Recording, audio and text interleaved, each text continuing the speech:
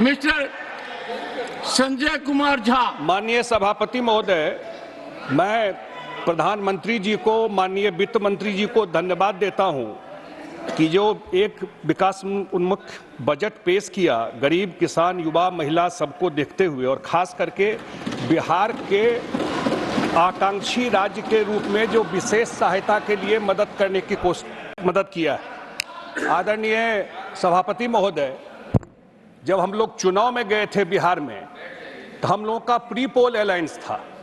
जनता को मालूम था कि हमारे प्रधानमंत्री का चेहरा कौन है। हम लोग नरेंद्र मोदी जी के नाम पर जनता के बीच में वोट मांगने गए थे। तो मैं स्पष्ट कर देना चाहता हूं कि जनता दल यूनाइटेड, हमारी पार्टी जो है, वो बिल्कुल एक साथ चुनाव लड़े हम लोग बिहार में, और लोगों ने उनके चेहरे पर वोट दिया। और एक साथ हम धन्यवाद देते हैं अपने बिहार सरकार के तरफ से, अपने मुख्यमंत्री जी के तरफ से, कि उन्होंने पहली बार वित्त मंत्री ने बजट में बिहार के बाढ़ को नोटिस में लिया। आपको पता है सभापति महोदय, 25 साल पहले झारखंड बिहार से अलग हुआ। लैंडलॉक्ड स्टेट है, कोई मिनरल नहीं है, सारा पानी आता है नेपाल से। और मैं रहा हूं वहां पर वाटर रिसोर्स मिनिस्टर, मैं देखता था कि हजारों करोड़ स्टेट का पैसा हर एक साल हम लोग का बर्बाद होता है। 38 में से 28 जिला हम लोगों का, वो हर एक साल बाढ़ से प्रभावित होता है।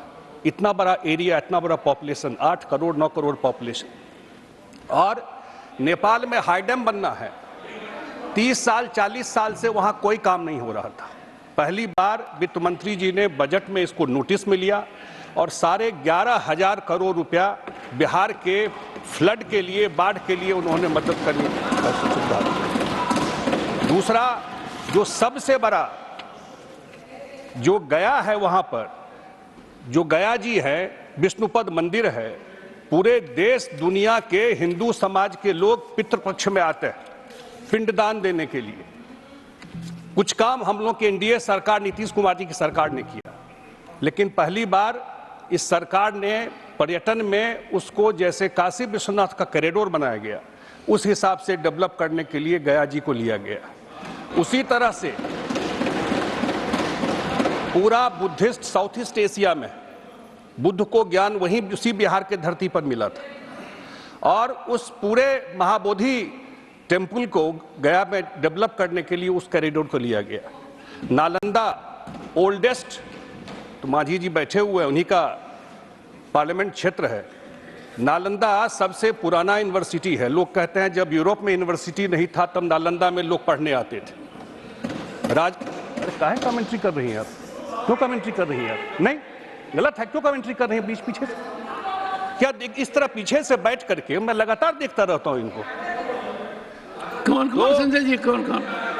आप पीछे मत देखो, आप आगे देखो। नालंदा और राजगीर, इस दोनों को डेवलप करने के लिए इस पर्यटन के में जो लिया गया है, मेरे ख्याल से वो गेम चेंजर हो जाएगा पूरा एरिया के लिए। और हम लोग तो जब सरकार बनी 2005 में नीतीश कुमार जी की, तो हम लोग लालटेन युग में थे। लालटेन युग से हम लोग आज 24 घंटा बिजली युग में आए, और पीरपैंती में आदरणीय प्रधानमंत्री जी ने बिजली के उत्पादन के लिए 20,000 करोड़ रुपया से नया लगेगा पीरपैंती भागलपुर में, तो अब हम लोग सरप्लस बिजली के रूप में जाएंगे। इस 20 साल में लालटेन से सरप्लस बिजली के रूप में बिहार जाएगा। तो मुझे लगता है बिहार के लिए एक बड़ा अवसर मिला है। हमको लगता है कि बिहार कभी फोकस में रहा नहीं सेंटर में।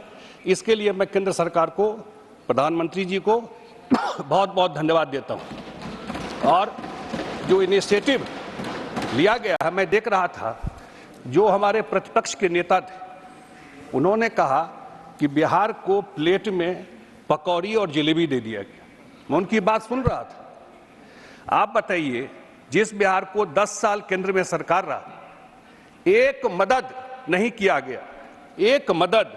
वही रघुराम राजन कमीशन ने जो बनाया गया था उस समय, विशेष राज्य के दर्जा को खत्म कर दिया।